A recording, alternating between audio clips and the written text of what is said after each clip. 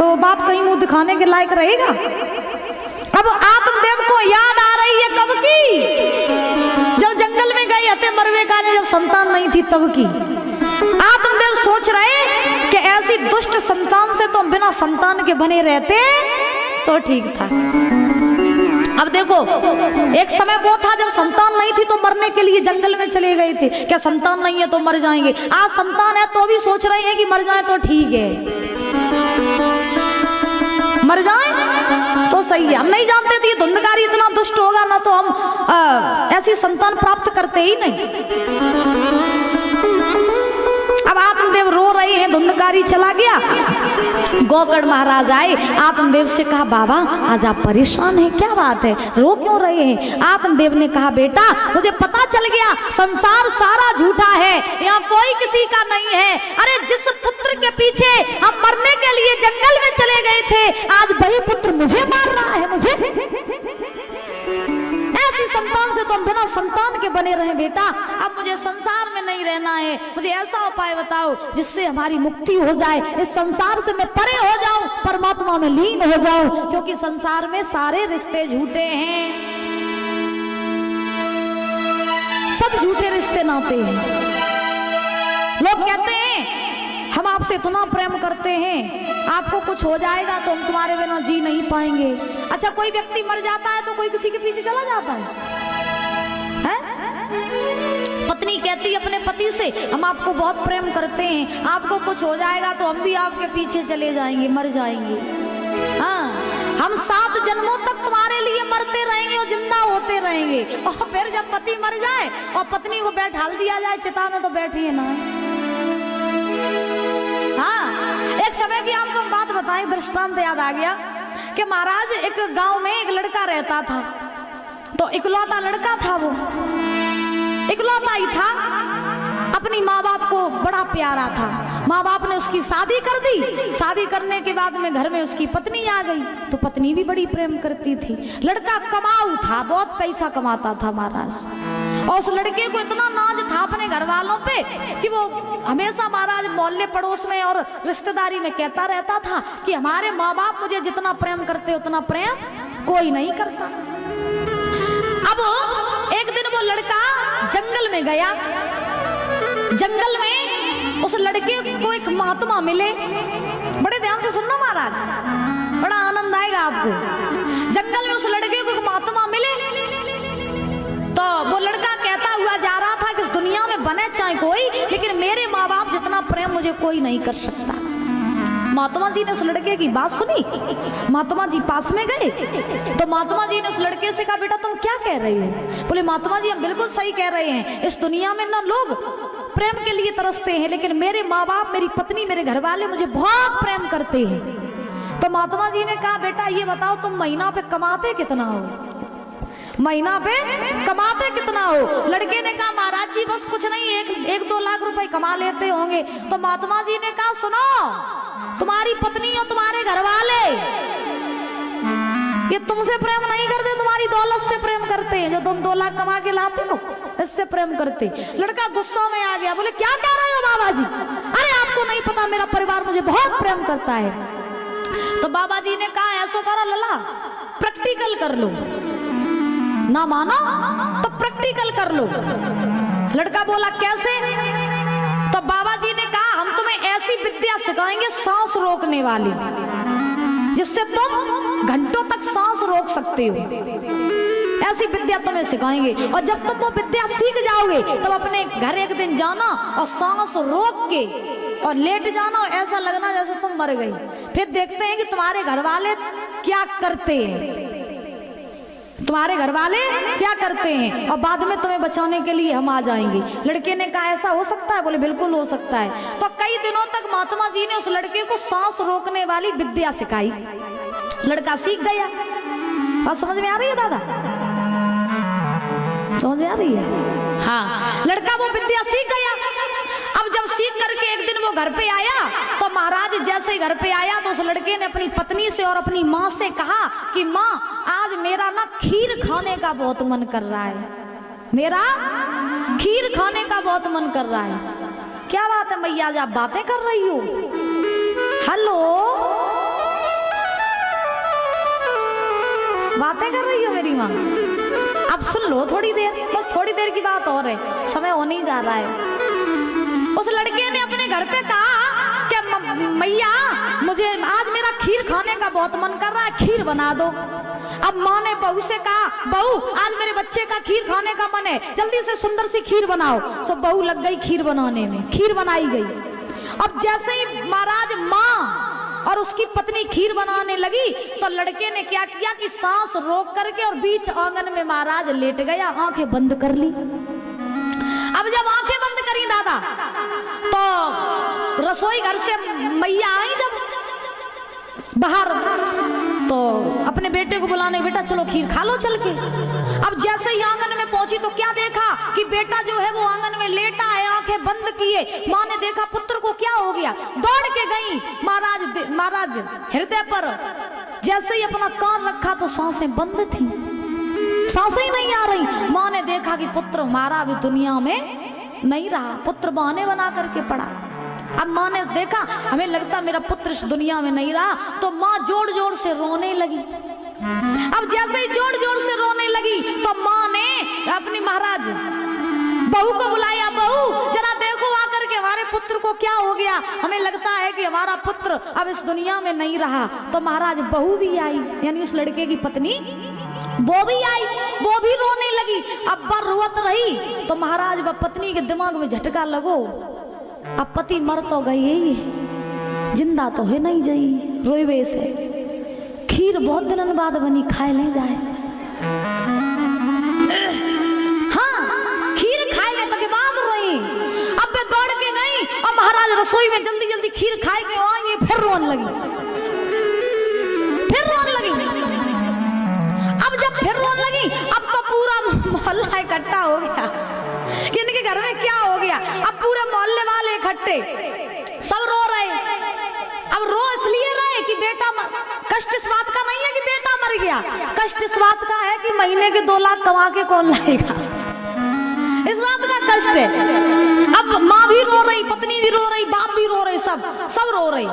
तब तक वही महात्मा जिन्होंने उस लड़के को विद्या सिखाई थी, वही महात्मा आए गांव में, और गांव में आकर के उन महात्मा जी आवाज लगाते जा रहे हैं कि हम भैया ऐसी विद्या जानते हैं कि अगर किसी के घर में कोई मर गया हो उसको हम जिंदा कर देंगे, ऐसी विद्या हम जानते हैं। अब बाबा जी वहीं पहुंचे, वही लड़का के घर है, वहीं पहुंचे। अब लड़के के माँ बाप ने सुना कि महात्मा जी आए हैं, वो ऐसी विद्या जानते हैं कि वो मरे हुए को भी जिंदा कर देंगे। घर वाले महात्मा जी को बुला करके लाए। अब महात्मा जी तो जानते थे कि चेला हमारा ये जो है ढोंग कर रहा है, तो महात्मा जी आए। महात्मा जी ने अब उसकी लड़के की माँ से पूछा क्या हुआ तुम्हारे लड़के को, तो लड़के की माँ ने कहा बाबा जी अभी हमारा बेटा कुछ देर पहले ठीक था, खीर हमने बनवाई थी और खीर खाने से पहले ही मेरा बेटा चला गया, मेरा इकलौता ही बेटा था, यही कमाता था, ये चला गया तो फिर हम लोगों का क्या होगा, इसलिए बाबा जी आप इसको जीवित कर दो। बाबा जी ने कहा कि हम इस तुम्हारे पुत्र को जीवित तो कर देंगे, लेकिन बदले में तुम अपने प्राण तुम्हें देने पड़ेंगे। बाबा जी ने कहा लड़के की माँ से कि हम तुम्हारे बेटे को जीवित कर देंगे, लेकिन बदले में तुम अपने प्राण दे दो, तुम्हारा बेटा जीवित हो जाएगा। लड़के की माँ के दिमाग में झटका लगो, लला मरियो वापस तो ये नहीं, हम मरिए तो हमें डोकर को का है। हाँ हमें बुड्ढे को का है। सो अब महाराज लड़के की माँ ने कहा बाबा जी हमारे तो पीछे हमारे जो बूढ़े और हैं, हमें तो इनको भी देखना है। जो मेरी बहू है ना इसका पति था, ये अपने पति को बहुत चाहती थी, इससे मांगो ये अपने प्राण दे दे, तो इससे मांगो। अब बाबा जी ने कहा लड़के की पत्नी से कि तुम्हारा पति था मर गया, तुम्हारे लिए कमाता था, तो ऐसा करो तुम प्राण दे दो, तुम्हारा पति जिंदा हो जाएगा। लड़के की पत्नी ने कहा बाबा जी पति चले गए, अब जिंदा तो है नहीं, हम तो अपने घर चले जाइए मायके। पति के पीछे ना मारे, हम तो अपने घर चले जाइए महाराज। अब ऐसे ऐसे महाराज सब घर से कहा गया कि कोई प्राण दे दे, लड़का जिंदा हो जाएगा। घर वाले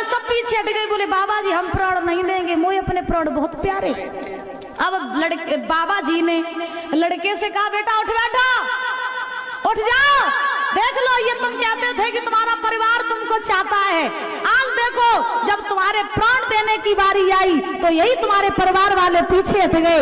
इस बात का प्रमाण ये है कि तुम्हारा परिवार, तुम्हारी पत्नी, तुम्हारी माँ ये तुमसे प्रेम नहीं करती बल्कि तुम्हारे कमाई हुई दौलत से प्रेम करती है। अगर ये तुम्हें चाहते होते ना तो एक सेकंड ना सोचते प्राण देने के तैयार हो जाते। देखो तुम्हारी पत्नी ने भी मना कर दिया, तुम्हारी माँ ने भी मना कर दिया। तो यही संसार का सच है कि दुनिया में कोई किसी का नहीं होता है कि कसमें वादे प्यारे वफा से और बातें हैं बातों का क्या, कसमें वादे प्यारे वफा सब बातें हैं बातों का क्या।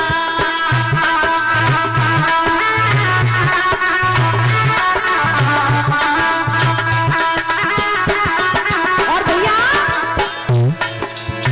कोई किसी का नहीं है झूठे, मानते हैं नातों का क्या, कसमें वादे प्यारे वफा सब बातें हैं बातों का जवाब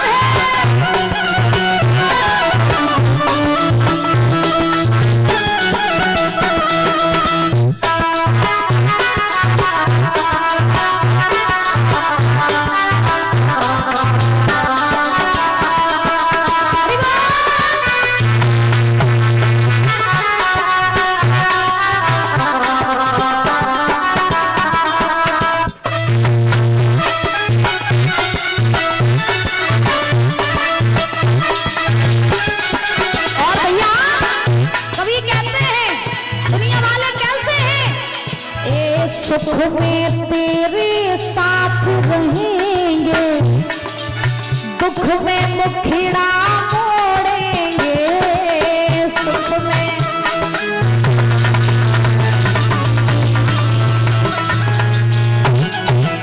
ए दुनिया वाले तेरा बन के तेरे ही दिल को तोड़ेंगे, दुनिया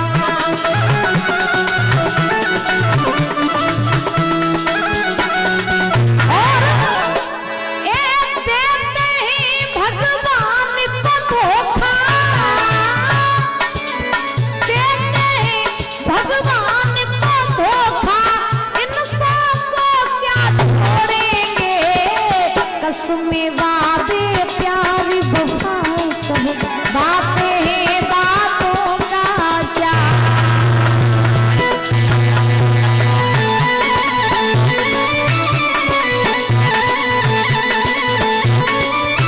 चुनाव है राधा रानी सरकार की।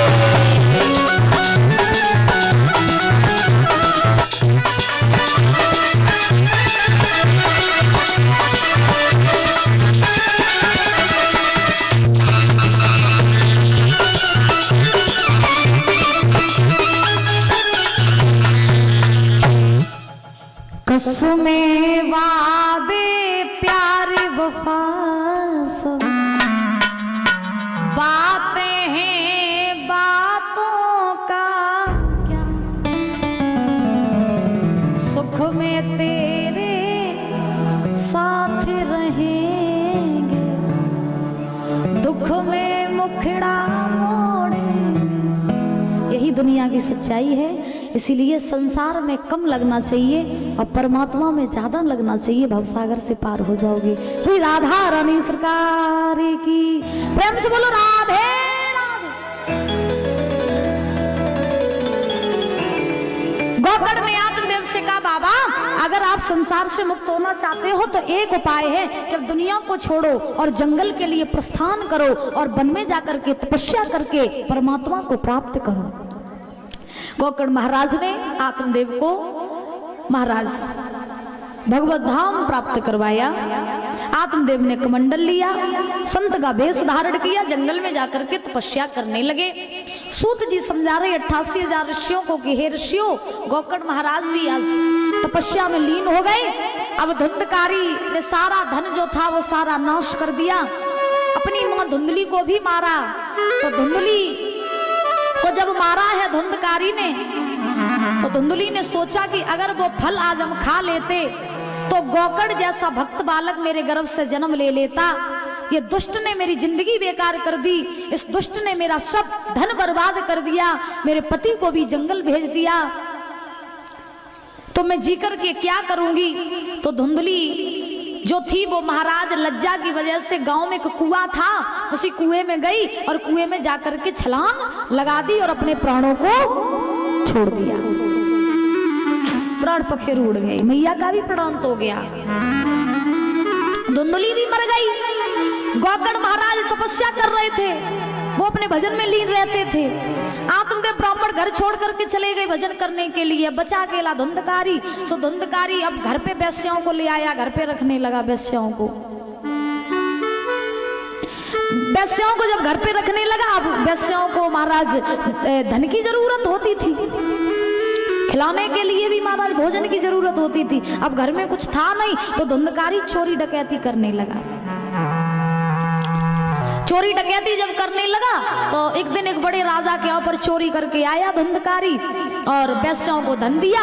आंगन में चारपाई लेटी थी, आराम से महाराज सो गया।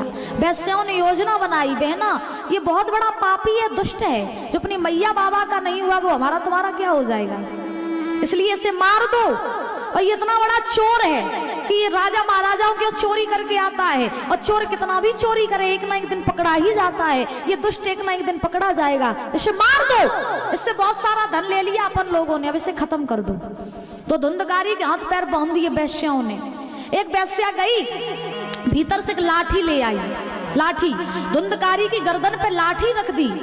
महाराज वेश्याओं ने इधर उधर दो वेश्याएं झूल गई लाठी की तरफ, लेकिन धुंधकारी के प्राण नहीं निकले।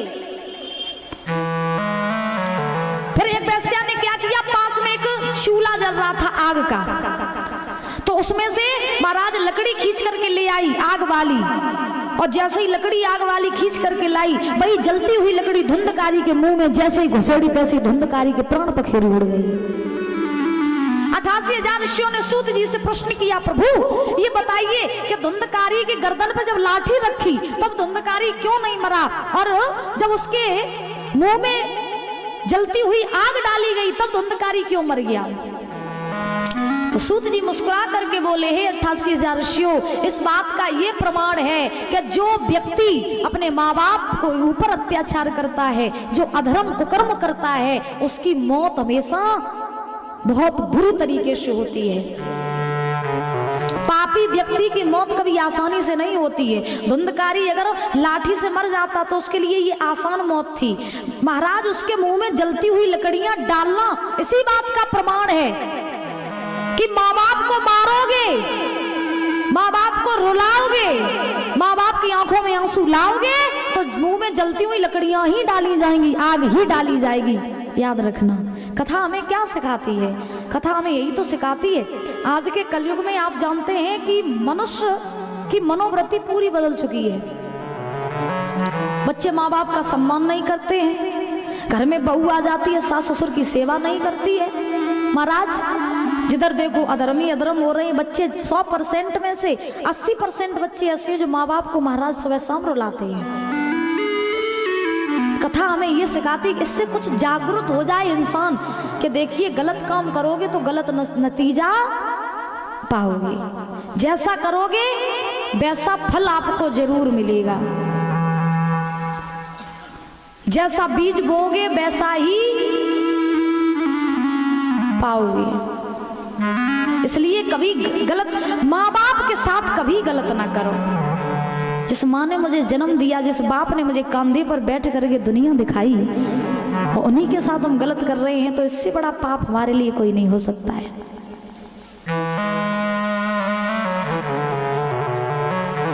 धुंधकारी मर गया, अब दुष्ट था, प्रेत बन गया, मुक्ति नहीं हुई, प्रेत बन के इधर उधर भटकने लगा।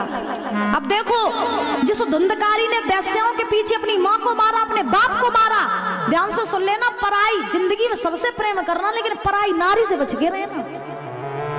हाँ, दुनिया में सबका सब कोई हो जाता, लेकिन पराई नारी कभी अपनी नहीं होती है दादा। धुंधकारी ने वेश्या के पीछे महाराज अपने माँ को मारा, अपने पिता को मारा, वेश्याओं के लिए चोरी की, डकैती डाली, और फिर अंत में देखो उन वेश्याओं ने ही धुंधकारी को मार दिया। धुंधकारी प्रेत बन गया, इधर उधर भटकने लगा। भटकते भटकते गौकड़ के पास पहुंचा। बोले भैया हम प्रेत बन गए हैं, मेरी मुक्ति करा दो। गौकड़ महाराज ने पिंड दान किए, गया जू में गए, बहुत सारे दान किए, लेकिन महाराज धुंधकारी को मुक्ति नहीं मिली। धुंधकारी जानता था कि दुनिया की न्यायशाला में रिश्वत से काम चलता है, और परमपिता परमात्मा की न्यायशाला में वहां किसी की न सिफारिश चलती है न रिश्वत चलती है। आपने देखा हो दो तरीके के जजमेंट होते हैं, एक दुनिया का जजमेंट, एक ऊपर वाले का जजमेंट। एक दुनिया में जज बन के न्याय करता है, और वो बैठा वो दुनिया का न्याय करता है। याद रखना, समय सबका बदलता है, कभी सर्दी कभी गर्मी, ये कुदरत के नजारे होते हैं, और कभी कभी प्यासे वो भी रह जाते हैं जो दरिया के किनारे होते हैं। करते थे न्याय जो जज बनकर वही कटघरे में खड़े देखे, और करते थे इलाज जो डॉक्टर बनकर वही हॉस्पिटल में पड़े देखे। समय सबका बदलता है। तो दो न्यायशाला है, एक दुनिया वाली और एक भगवान की न्यायशाला। दुनिया की न्यायशाला में क्या होता है बताओ परीक्षित जी? दुनिया की न्यायशाला में क्या होता है? आप किसी का मर्डर कर दो, और जज जो किसी केस की सुनवाई करे, पैसा दो केस बंद। हाँ, पैसा दो केस बंद। पुलिस पकड़ने के लिए तुम्हें आए, पैसा दो, पुलिस को रफा दफा करो, खेल खत्म, हो गया न्याय। दुनिया की, इस दुनिया का जो न्याय है, दुनिया की जो न्यायशाला, ये पैसे पे टिकी है। पैसा दोगे न्याय करा लोगे, पैसा नहीं दोगे तुम्हारा न्याय नहीं कराओगे। अब भाई जिसके पास पैसा है उसका तो केस बंद हो गया, जिसके पास पैसा नहीं है वो जेल में। आज के जमाने में दादा हम बहुत बड़ी बात नहीं कह रहे, आज के जमाने में आपने भी देखा हो कि जो बेगुनाह है वो जेल में सड़ रहे, और जो गुनाहगार हैं वो बाहर घूम रहे, वो बाहर घूम रहे। और यही दुनिया की सच्चाई है, क्योंकि जिसके पास पैसा है वो अन्याय करके भी महाराज बाहर घूम रहा है, और जिसके पास पैसा नहीं है वो बेचारा बेगुनाह जेल में सड़ रहा है। ये दुनिया है। लेकिन उसकी न्यायशाला कैसी है? तुम चाहे कितने भी बड़े जज बने रहो, वहां